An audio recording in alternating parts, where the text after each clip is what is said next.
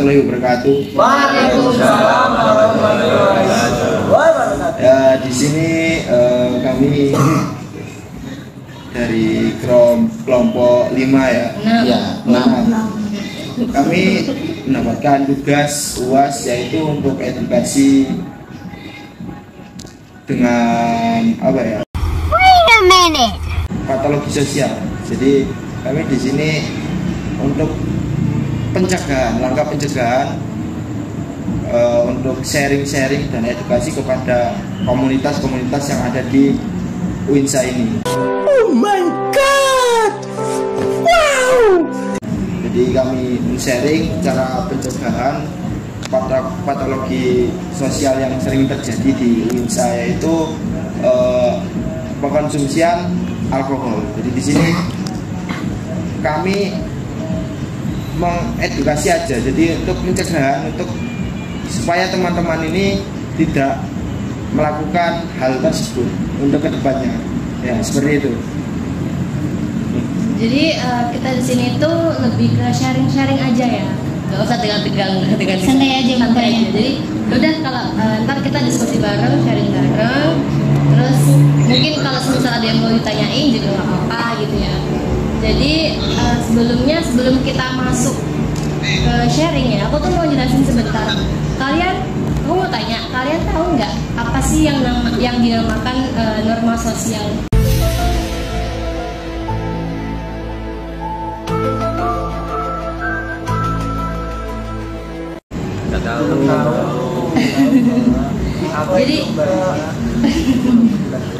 Jadi norma sosial itu merupakan aturan yang nggak tertulis, di mana dia itu berlaku dalam lingkup masyarakat.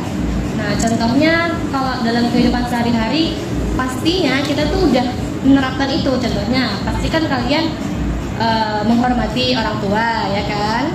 Menghormati guru kalian. Kemudian mungkin menjaga nama baik komunitas kan pastinya.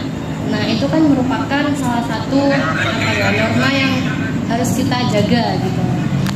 Terus norma sosial itu berfungsi sebagai pagar agar kita ini tetap satu jalur, pada jalur yang benar dan juga aman gitu. Terus semisal kalau dalam komunitas kalian ini apa? Pesilat ya?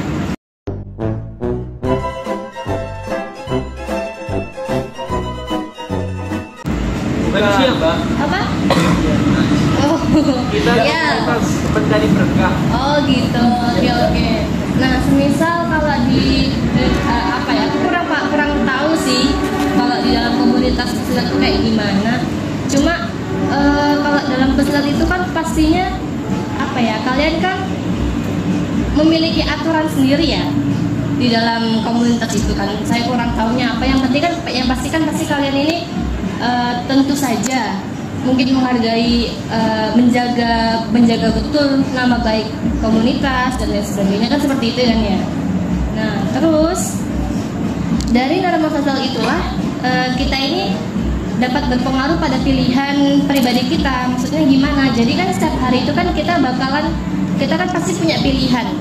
Contohnya aja dari pagi ya. Pagi kalian kan pasti memilih mau bangun jam berapa ya, mau bangun subuh atau mau bangun jam 8 atau jam berapa, kan pasti kalian memilih kan ya.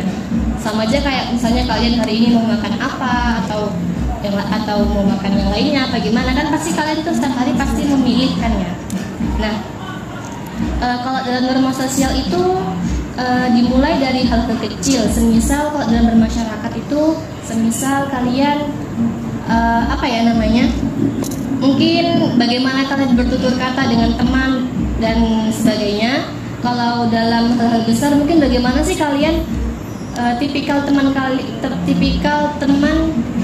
orang yang mau kalian jadikan teman itu seperti apa. Kemudian gaya hidup apa sih yang mau kalian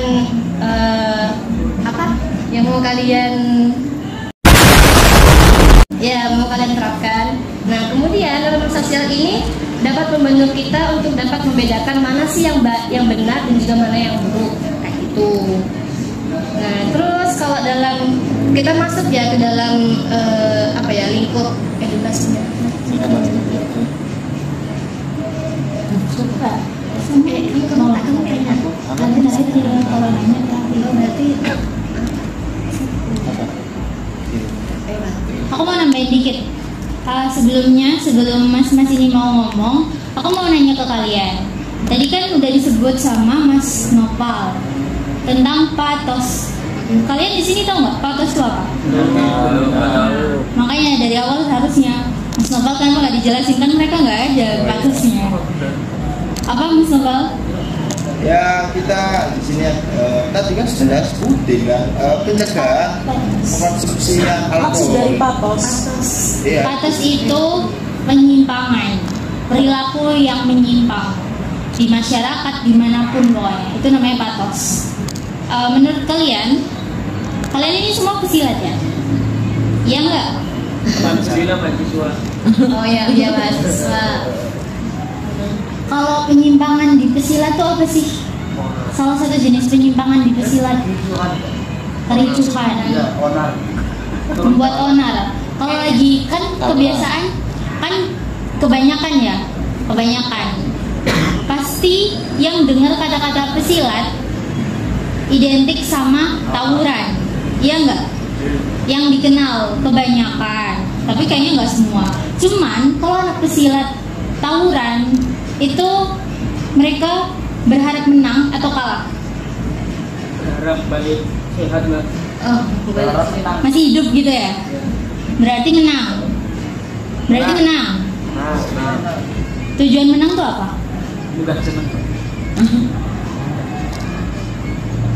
Oh ya? Harga diri mbak, iya harga diri mbak lebih depan. Berarti kalau misalkan nggak ikut silat, nggak bisa silat, harga diri cowoknya hilang gitu tak? Ya bukan mbak. Terus gimana? Itu harga diri perguruan mbak. Oh, perguruan. Soalnya kita sudah terjun mbak, kalau sudah terjun berarti harus bisa membawa namanya itu. Berarti menjaga nama baik. Iya dong. Ada yang terpaksa nggak kayak gitu? Uber. Kadang kan barangkali nih pacarnya atau mamanya, ibunya, orang tuanya kasihan, kok ntar anakku jadi korban atau gimana? Ada nggak yang terpaksa? Sini aku pengen keluar gitu. Tidak. Dengan kesadaran diri banget ya berarti. Dengan kesadaran penuh mbak. Kayak sebelumnya aku mau tanya terlebih dahulu, kan kalian kegiatannya itu sebagai mahasiswa otomatis kan banyak tugasnya, terus juga banyak kegiatan UKM-nya, latihan-latihannya kayak gitu. Kalian biasanya jenuh nggak sih? Mungkin pernah merasa jenuh. Iya jenuh, iya. Asik mbak. Asik. Asik ditonjokin orang. Kan kami ditonjokin, kadang nonjokin. Oh, keren ya berarti. Terus Biasanya kalau kalian jenuh itu kalian ngapain? Pelariannya, pelampiasannya kayak gitu. Sholat mbak. Wah, masya Allah. Selain sholat mungkin Puasa mbak. minum. Ada. Saya suruh. Nah, sewaktu aku pengen tahu ya, soalnya aku juga pernah baca-baca, tapi aku pengen langsung tanya ke kalian. Setelah waktu kalian minum itu apa yang kalian rasain? Mungkin kayak jenuhnya hilang atau gimana gitu? Kalau kuat ya nggak mungkin berhenti mbak.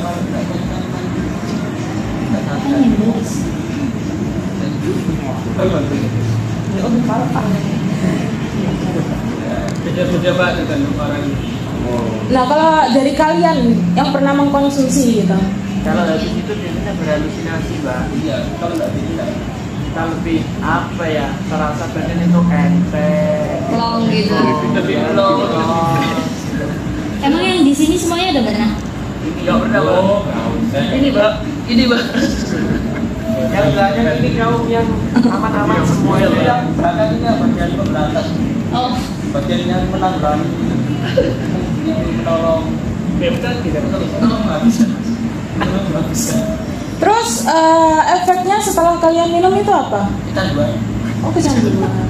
Lebih tenang. Kalian dapetin kayak gitu belinya di Nggak bisa kali itu. mancing lagi. Terlalu jauh. Terlalu jauh. Oke. tadi ada disebutin ya, termasuk efek jangka panjang atau jangka pendek dari teman-teman tadi, seperti kecanduan, halusinasi. Ada sih nggak pernah berpikiran bahwa ada, kenapa sih kok aku kok suka minum, padahal setelah minum itu kan juga ada efeknya, seperti kayak rasakan badan tadi nggak enak ya kan, tadi ada yang bilang juga. Kenapa kok setelah itu dan di kemudian hari kenapa kok diulangi lagi? Kan berarti kan di situ teman-teman melakukan yang namanya terjebak dalam lingkaran setan, jadi nggak bisa keluar dari situ. Jadi sih di sini kami cuma ingin mengedukasi, ya saya ulangi kembali, kami ingin mengedukasi dan sharing bahwasanya alkohol ini tidak hanya menimbulkan efek jangka pendek, akan tetapi juga jangka panjang. Ya, jangka panjangnya itu seperti mungkin penyakit yang melibatkan organ-organ dalam seperti gagal ginjal ataupun lambungnya kenapa ataupun dengan radang tenggorokan, terus dan ya sirosis hati dan lain-lain. Pada dasarnya kalau kita berpikir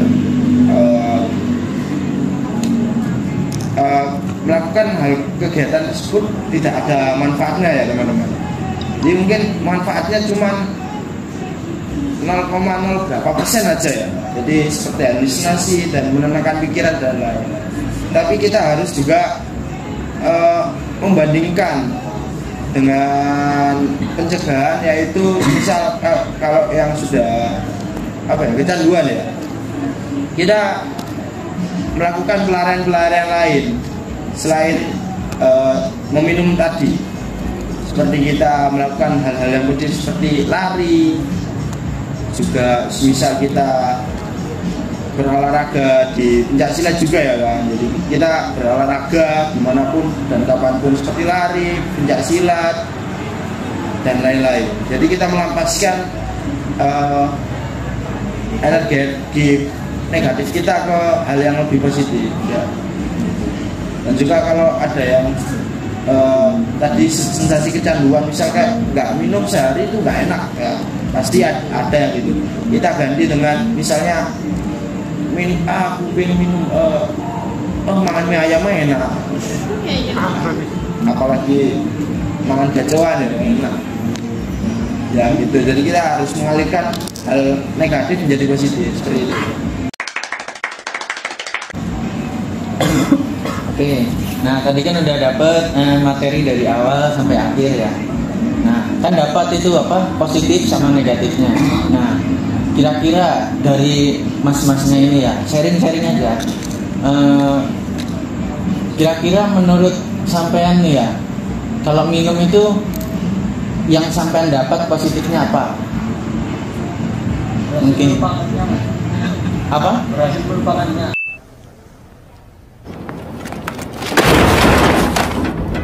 Terus apa lagi? Melepas ya. Mana ada ST? Oh berarti masalahnya putus cinta kafe gitu ya. Terus ada lagi yang lain? Oh. Menghanyutkan tubuh. Oh iya. Terus mungkin ada lagi selain itu? Menghormati teman. Diajak minum sama senior gitu kan. Oke, sekarang negatifnya kira-kira apa? Salah satunya buncit, berarti buncit. Oke, terus apa lagi? Kalau diajak ngomong-ngomong. Oke, masuk halunya ya tadi ya. Oke, terus apa lagi?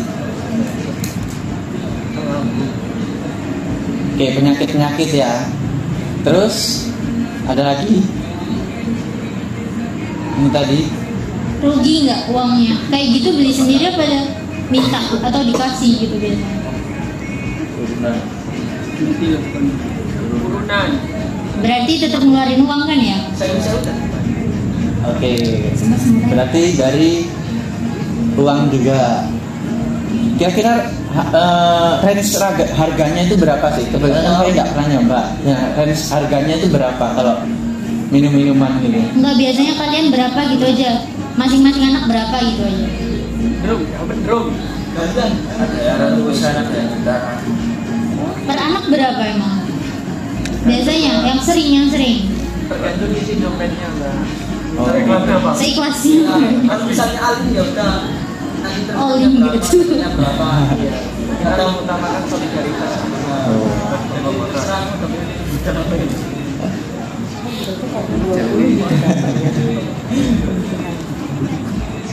Oke, kan dari situ tadi mungkin kelihatan lah dampak positifnya itu lebih sedikit, dan itu juga bisa diganti dengan hal-hal lain yang lebih positif dibandingkan dengan resiko-resiko yang misal terjadi kayak kecanduan.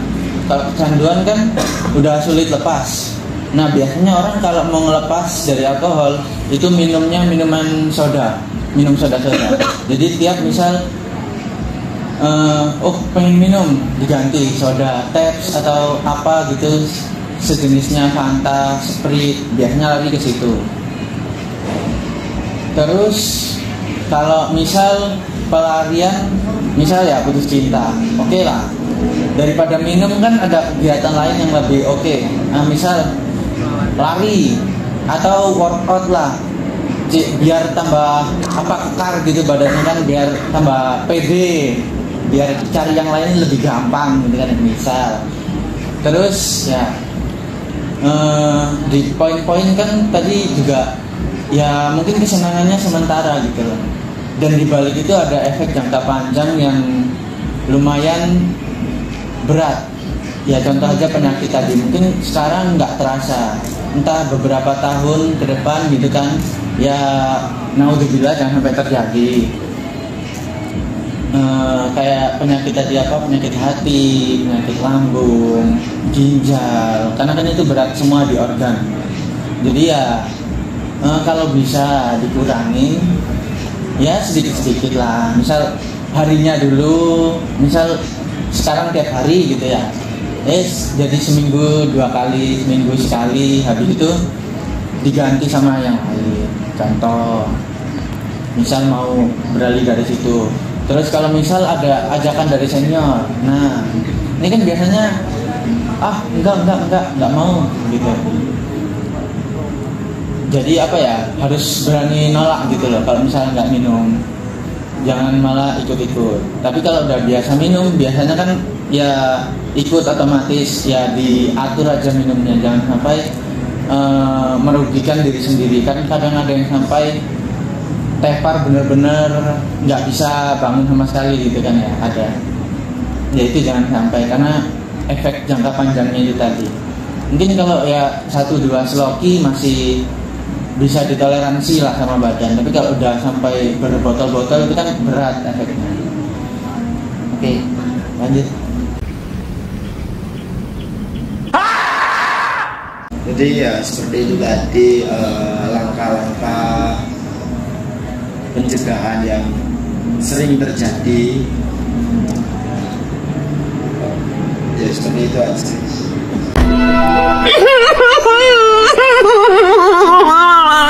Barangkali dari kalian ada yang mau sharing, ada yang mau ditanyakan, ada yang mau diceritakan, curhat, apapun. Atau yang ditanggapi. Boleh, ayo. Kan tadi kata masnya misal itu berhenti 1 atau enggak 2 sloki. Nah slok itu apa Mas? Sloki itu gelas kecil, gelas takaran kecil itu lah biasanya. Jadi masnya ikut minum? Iya. Enggak, saya sering lihat aja, tapi Di enggak. drakor banyak kok. Kita tahunya. Ya jadi ya Iya, di film. itulah bisa dikurangi. Terus mungkin ada apa lagi Mas? Ya. Ayo yang nanya dapat hadiah. Ayo. Saya, katanya semuanya dapat.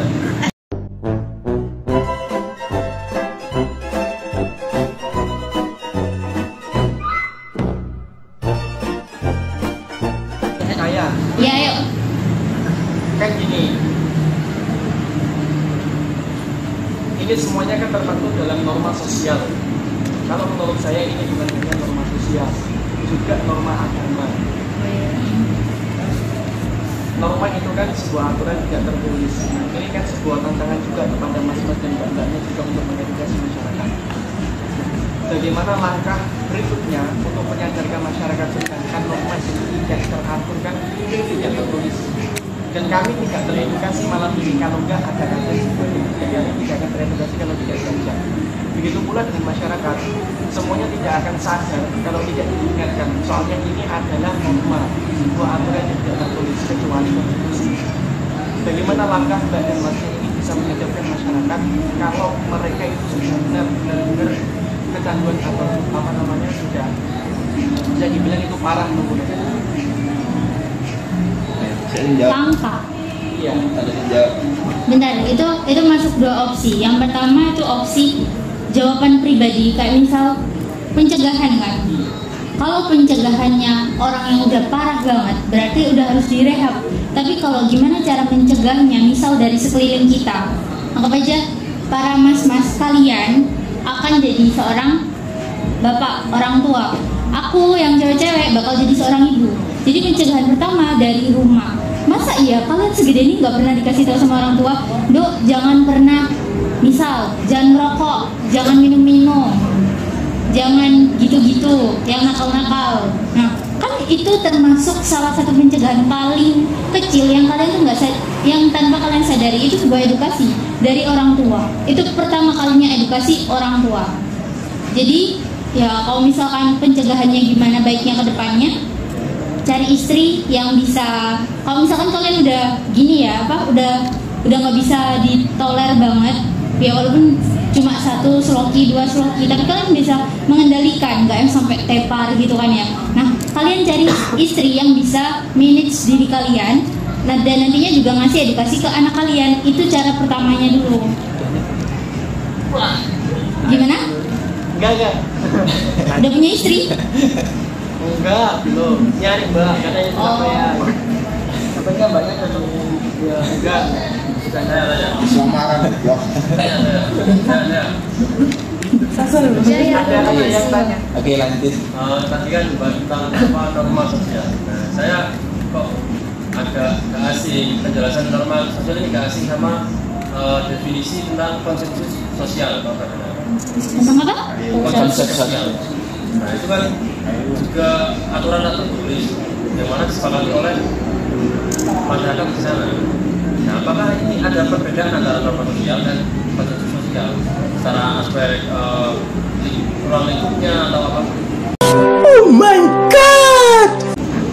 Kamu pernah dengar aja? Atau tahu artinya konsensus? Kajian saya. Tapi tahu nggak artinya konsensus itu apa? Tahu. Apa? Kesepakatan bersama, tapi tak tertulis.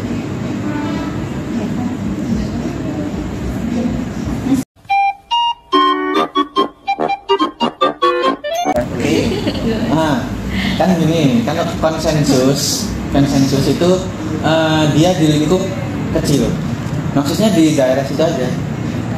Dan ada yang namanya norma sosial. Kalau norma sosial itu biasanya udah di lingkup yang cukup besar. Misal negara itu masuk norma sosial. Tapi kalau namanya norma itu biasanya nggak tertulis. Yang tertulis kan biasanya namanya undang-undang. Nah, Tapi bukankah norma itu di setiap daerah itu berbeda? Secara realitasnya juga, iya. Kalau norma itu- di setiap daerah itu berbeda. kalau itu lebih ke kebiasaan, bukan norma. Norma sosial itu pada dasarnya di setiap daerah itu pasti sama. Dan ada ya bisa dibilang kalau norma misal ya mungkin kalau di Indonesia sama luar negeri bisa beda kalau norma. Tapi kalau di satu Indonesia norma itu sama. Dan kalau konsensus itu tadi dia lebih kecil lagi lingkupnya daripada norma. Jadi konsensus itu sudah terletak di bawahnya norma sosial. Iya betul. Dan kalau konsensus kan dia kadang ada aturan-aturan nggak tertulis, kayak di misal adat-adat yang oh iya menghormati karena minum-minum, misalnya aja ya, di Dayak lah, misal kalau bertamu ada suguhan minumnya ya semacam minuman keras gitulah, itu tetap harus diicipi. Nah mungkin kayak gitu masuk konsensus. Tapi kalau di apa tadi norma itu salah, karena itu norma kan lingkupnya besar, kan itu juga kalau menurut norma salah. Lantas bagaimana dengan budaya Bali, yang mana Bali itu kan minum seperti alkohol kayak arah-arah itu kan biasanya jajan, itu termasuk norma atau kita bisa katakan itu patologi sosial lah, kan udah kelihatan. Iya, sebenarnya sudah biasa. Nah, makanya namanya konsensus, norma sosial, patologi sosial. Nah, itu maksudnya ke konsensus sosial tadi. Dia jadi kayak mewajarkan di daerah situ. Tapi pada dasarnya di aturan norma itu tetap patologi sosial. Karena kan di patologi sosial itu yang dibuat acuan itu norma. Jadi kalau di normanya itu pada umumnya emang kalau mabuk kan nggak baik gitu loh. Jadi ya mungkin menurut orang situ ya mewajarkan, tapi ya pada dasarnya itu nggak baik. Kayak misal aja ya nikah dini lah di pulau seberang, perjodohan dini itu kan nggak baik, tapi menurut orang sana ya wajar-wajar aja. Tapi itu juga masuk ke patologi sosial. Berarti kita bisa menyebut Bali itu patologi sosial. Kalau menurut umum itu masuk patologi sosial, tapi menurut orang sana mereka nggak merasa itu patologi sosial.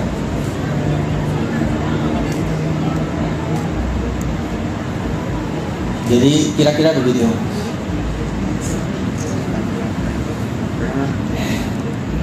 Tapi kok agak berseberangan ya mas antara epistem dan aksiologi. Seharusnya kan epistem, apa itu norma? Dijelaskan kan, apa itu norma? Gini. Secara aksiologi kan pengaplikasian norma ini. Dan sedangkan tadi secara epistem norma ini gini, tapi di aksiologinya di Bali itu beda, kan gak relevan. Ya nggak relevan karena ya namanya di Indonesia kan lingkup yang cukup besar ya, banyak suku-suku lain yang emang nggak wajar sama hal itu gitu loh. Dan itu kan masuknya nggak baik gitu loh buat kesehatan dan mungkin suatu negara. Jadi ya dianggap norma dimasukkannya ke golongan yang nggak baik gitu loh. Kalau masuk ke kesehatan itu subjektif, tergantung orangnya gimana. Nah itu punya jawaban sendiri. Nah saya ini cuma adu banding pendapat. Masnya orang Bali? Bukan, teman saya. Tanya ke temennya aja, soalnya tiap daerah kan beda-beda. Jadi kami juga tidak memahami. Bahkan beberapa kata-kata masnya tadi masih asing di kami. Sabar aja Bu. Sabar aja ya? Iya, sabar aja. Sabar enggak juga? Iya ya. Enggak enak. Saya pribadi loh ya, kan masnya tadi udah lebih tahu. Nah masnya bisa menjawab. Itu namanya pertanyaan yang sangat menjebak sekali. Oke? Udah tahu jawabannya berarti? Terima kasih.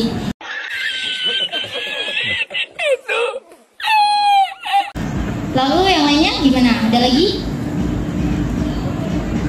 Ayo. Ini sekedar cerita aja. Iya, boleh. Aku punya teman curhat, dia cerita ke saya. Oke. Itu sebenarnya kita pendapat. Sebetulnya saya itu nggak bisa menjawab. Kurang kencang suaranya. Saya punya teman ya, dia itu cerita ke saya tentang masalah ini. Ya, topiknya sama.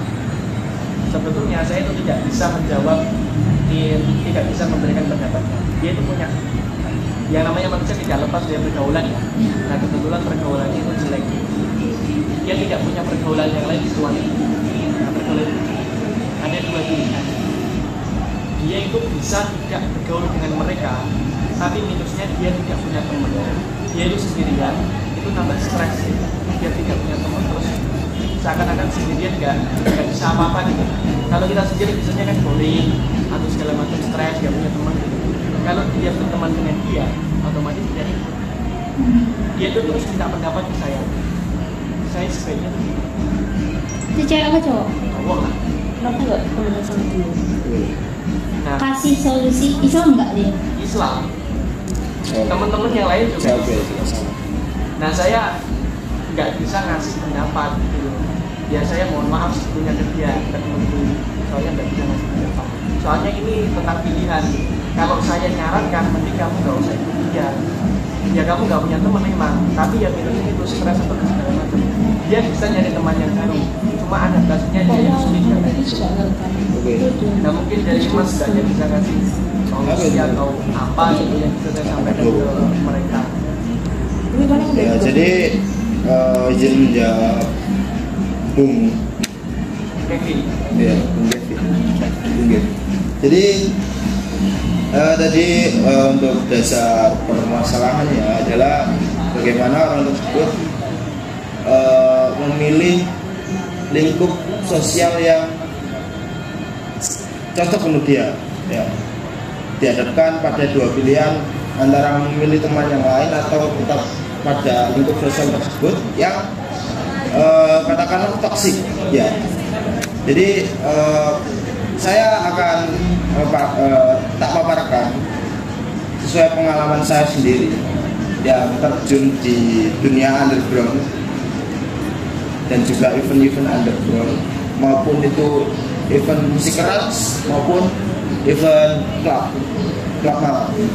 Jadi di situ saya awalnya ragu karena juga saya dari latar belakang alumni pondok.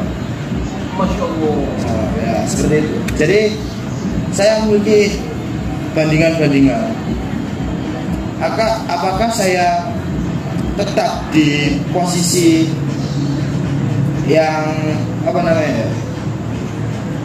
stay di posisi yang nyaman, ataupun saya harus bergerak pada dunia yang akan menggerakkan saya menjadi meningkatkan potensi-potensi pada diri saya, seperti di event underground maupun clubbing. Itu sudah termasuk banyak ilmu manajemen dan lain-lain, pengolahan event, manajemen event dan lain-lain. Jadi saya di situ mau nggak mau harus mengambil resiko, dan juga harus saya mempunyai prinsip yang teguh, memiliki pedoman yang sangat kuat. Misal tangan kalian begini, coba siapa ini buka tangan. Nah, harusnya ketika kita disuruh buka, harusnya kita nggak harus buka. Kenapa?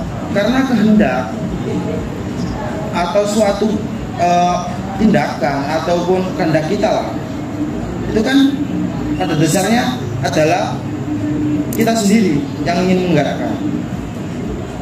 Nah seperti itu tadi kan aku nyuruh gondrong buka, itu adalah sebuah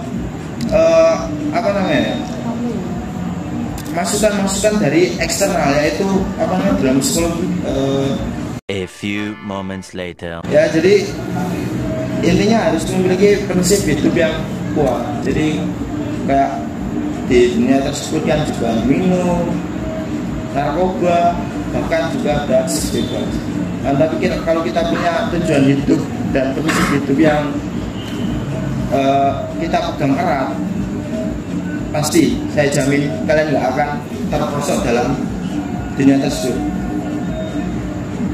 dan kalian pasti akan dapat nilai plus dari situ, yaitu dari keilmuan yang ada di dalam situ. Pasti itu ada.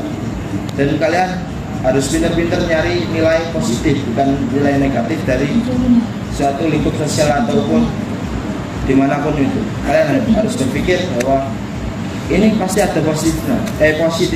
Kalian harus ambil positifnya, gitu.